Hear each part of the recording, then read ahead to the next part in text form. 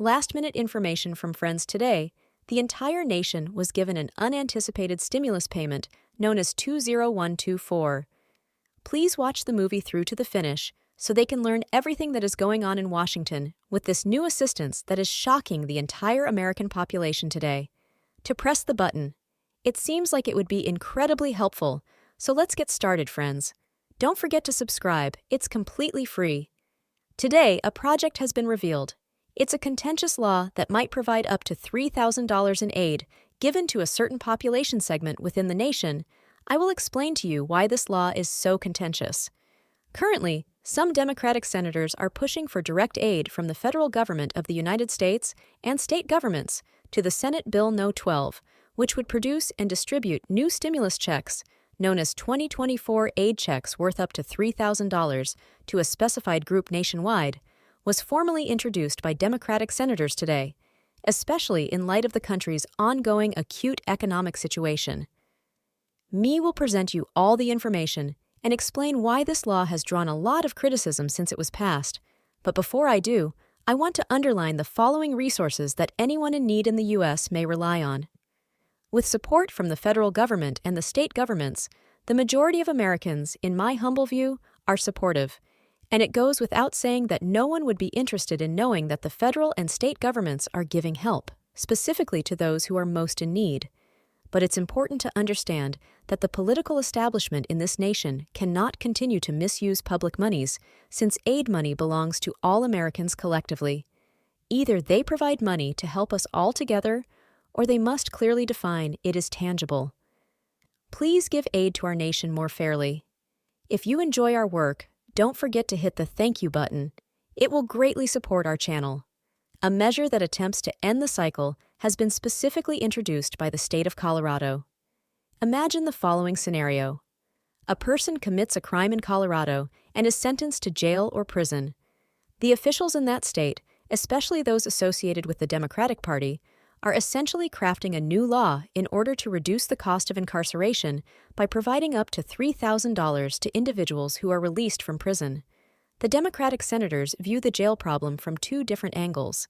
They contend that since these people have served their time and paid their debts, we should help them. In my humble opinion, it would be useful to give a prize to those who are set to leave.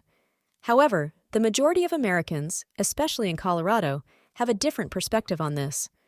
Coloradoans are raising concerns.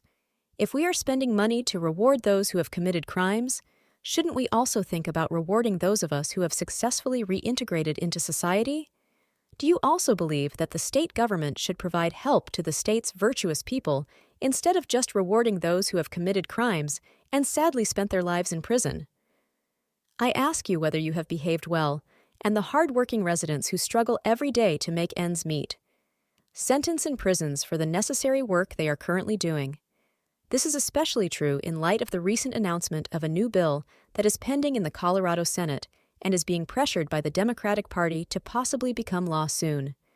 Senators, in particular, have consistently encouraged the approval of a new $3,000 award for all people who are currently being released from Colorado's prisons. Upon release from state prison, inmates usually receive a bus ticket to their selected destination and a $100 debit card. Others who have been imprisoned in the past, as well as others who deal with them, have essentially validated this information. Naturally, the media went straight to the streets to get Coloradoans' thoughts on this new economic stimulus check that will be handed in 2024. Currently, those who are leaving prison and experiencing this reality receive $100 in addition to a bus ticket. Democrats contend that this approach is insufficient and that sufficient funding should be provided, especially for those who are released from prison, to support their reintegration into society, and prevent them from this strategy is similar to telling someone to stop misbehaving, in my humble opinion, to stop committing crimes. If we keep going in this direction, friends, we will see a parade of millions of dollars, in my humble opinion. The organization spearheading this endeavor in Colorado is the Center for Employment Opportunities, situated in New York. Since 2020, they have been distributing checks to approximately 10,000 individuals who are serving their last sentences in 6 states across the nation, with maximum values of $750 or higher. This group is lobbying and applying pressure in the state of Colorado, so that the Democratic senators can keep up their pressure and pass this legislation there, as well as in a few dozen other cities throughout the country. Examine this Center for Employment Opportunities, purporting to be a nonprofit establishment. It is admirable, in my opinion, that this group is dedicated to supporting individuals who want to aid the prisoners. Of course, money obtained through prison release is used for personal purposes, but I disagree that the state of Colorado's taxpayers are now paying for all of these people who are released from jail with their money, as most of the state's citizens, especially the senators who are carefully allocating taxpayer funds, think. Pressure applying to, as I previously said in Congress, the CEO of this nonprofit organization said that the project's beneficiaries, whom he referred to as a stimulant for returning citizens, are more likely to find and maintain job and housing, so avoiding imprisonment. In my humble view, this strategy is eerily similar to blackmail, in which a person is promised money in exchange for not committing a crime or for promising not to pay anything at all, increasing the possibility that they will end up back in jail. I think you're not able to convince people in this way.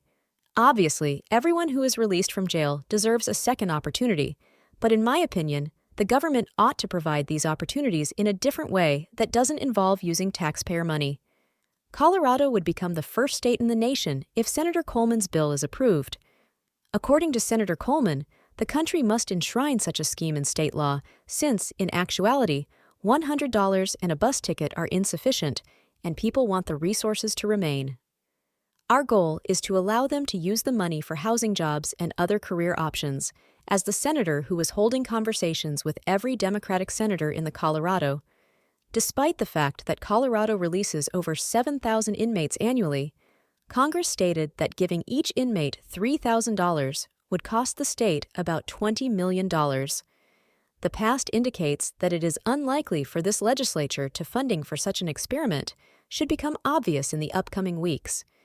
These senators have promised to work tirelessly to pass this legislation and provide the new stimulus check to every person released from Colorado prison. For more information, don't forget to subscribe and press the like button. Please sound the alarm and forward this video to everyone so that we are all informed. Thank you, and until the next time we have this chance.